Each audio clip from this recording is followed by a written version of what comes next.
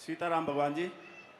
सीताराम, कहाँ हो? महाराज जी सामने लास्ट। अच्छा बोलो चेला। महाराज जी आपसे एक विनती है, कांवड़ यात्रा में काफ़ी भगत आते हैं और हाँ। वो नशा बहुत ज़्यादा करते हैं, क्या वो उचित है? भोले बाबा के नाम पर आजकल इतना दुष्प्रचार हो गया। एक जगह हम बैठे थे, महात्मा जी ने चिलम हमारी तरफ पकड़ाई, बोले लो भोले बाबा का प्रसाद है। तो हम घबरा गए। हमने कहा महाराज आज तुम चिलम पकड़ा रहे, भोले बाबा का प्रसाद है, कल सांप ना पकड़ा दो।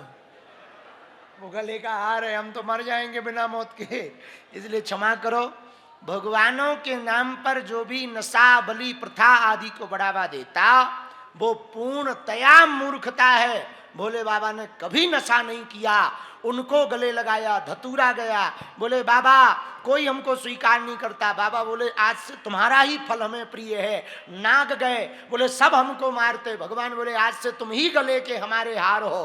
भूत प्रीत गए, बाबा कोई हमको नहीं मानता, बोले आज से तुम ही हमारे रिश्तेदार हो। लेकिन उसका मतलब ये नहीं है कि वो गांजा फूंकते हैं। हाँ, ये पूर्णतया मूर्खता है। भक्ति के नाम पर नशा मूर्खता है, नशा करना ही है तो गांजे का, अफीम का, चरस का क्या नशा करना, भक्ति का नशा किया जाए।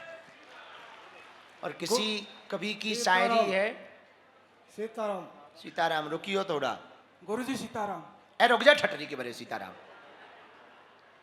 किसी कवि की शायरी है, जाम क्यों पीते हो जाम, शाम को पियोगे सुबह उतर जाएगी। अरे पगले राम नाम पीकर तो देख जिंदगी भर के लिए चढ़ जाएगी। तो कांवड़ियों से प्रार्थना है, नाम जप की मस्ती में जाना, नशा की मस्ती में मत जाना। सीताराम गुरुजी। सीताराम। गुरुजी हम नेपाल से आए हैं। है नेपाल से गुरुजी हम। वाह, नेपाल आमा को जय हो। आमा बुआ को जय हो। बोलो। गुरुजी भक्त के साथ इतना अन्याय क्यों होती है? जो कठिन भक्ति करते हैं, हमेशा भक्ति में लगे रहते हैं और सनातन है, और भक्त के साथ वेरी वेरी इतना अत्याचार क्यों होता है? जो विद्यार्थी पढ़ता है वही पास होता है, बाहर दांत दिखाने वाले तो चपरासी बनते हैं।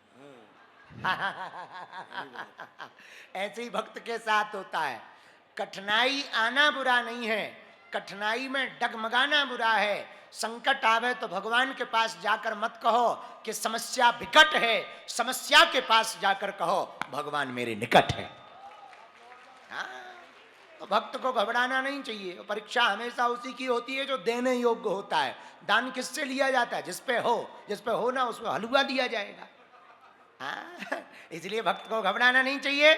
आने दो विपत्तियों को, तुम्हारे पास संकट आए तो घबराना मत, बागेश्वर धाम आ जाना, हमारे पास संकट मोचन है। हाँ? भैया बोलो जी।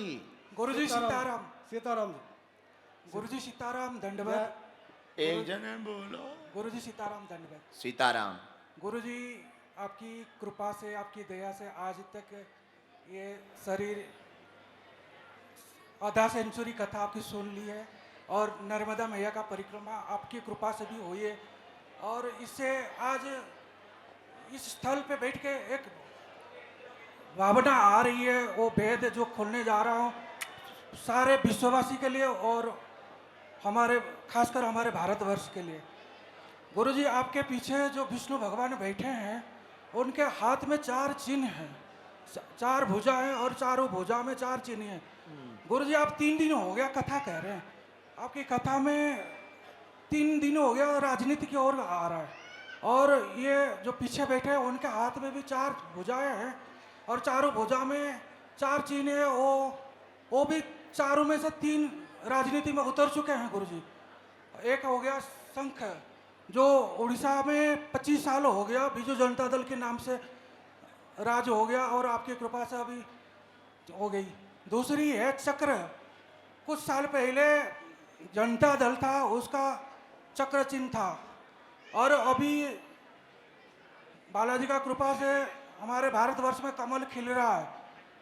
और गुरुजी उनके नीचे भी कमल है और उनके पास एक गदा है।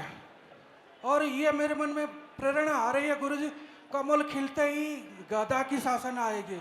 और गुरुजी आप कभी कथा में भी ये खुल चुके हैं, कोई राजनीति वाला पूछते हैं कि तुम्हारा सरकार क्या है, आप खुद बोलते हैं कि अरे मेरा सरकार तो बालाजी सरकार है ऑलरेडी, और हमारा चिन्ह क्या है, तो हम और आप आज आप पहले नहीं था, आज आप बागेश्वर धाम में अगर जाएंगे तो पहले गदा का ही दर्शन करेंगे, उसके बाद में जाके बालाजी का दर्शन करेंगे। और आज हमारे गुरुजी कोई और नहीं है, हमारे जो बाल जोगेश्वर महाराज जी यहाँ बैठे हैं और उनके पास महंत राजूदास जी बैठे हैं। बाल जोगेश्वर जी 3 बार बता दिए हैं। एक बार गुरुजी जब पहली बार आए थे सीढ़ी चढ़ रहे थे कि आप तो अवतरित है, आपके साथ हम निभाए हैं। और गुरुजी अभी जो शिवरात्रि में भी कथा हुआ उसमें भी गुरुजी बोले कि आप अवतरित हैं। गुरुजी कल अभी जो पहला दिन कथा हुआ उसमें भी गुरुजी आप अवतरित हैं। गुरुजी आप वही अवतरित है। आप सारे विश्ववासी कान खोल के देख लो, आज से गुरुजी को मत छोड़ना।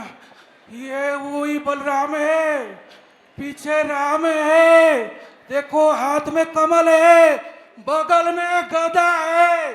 अगर सच मार्ग पे सत्य में आज कथा भी हो रहा है सत्यनारायण की, सत्यनारायण सत्य ही नारायण है, गुरुजी पहले बता दिए। और आज भजन में भी लास्ट में एक बोले भज राम राम राम। और ये गदा कोई मंदिर का प्रतीक आज तक नहीं है, सिर्फ बागेश्वर बालाजी का प्रतीक है। और ये हमारे भगवान बलराम है और कलयुग का अंत यही करेंगे। और गुरुजी बोले सरकार अभी नीट का ये नहीं है भगवान जी, आपकी सरकार 2028 में आएगी। कैसे आएगी? वो राजनीति नहीं होगी, कूटनीति नहीं होगी, वो धर्म नीति होगी गुरुजी, धर्म नीति होगी। रुक जा भैया, रुक जा।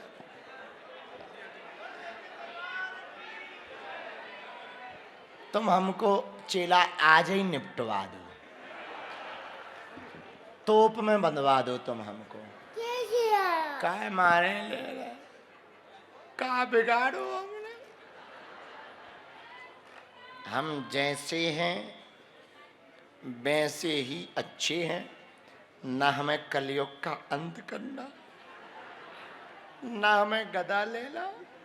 तुम कहो तो हम जे और छोड़ दे, हमको झंझट में नहीं पड़ना। साधु आदमी, महात्मा आदमी, नेताओं को नेतागिरी भाती है, साधु को भजन भाता है।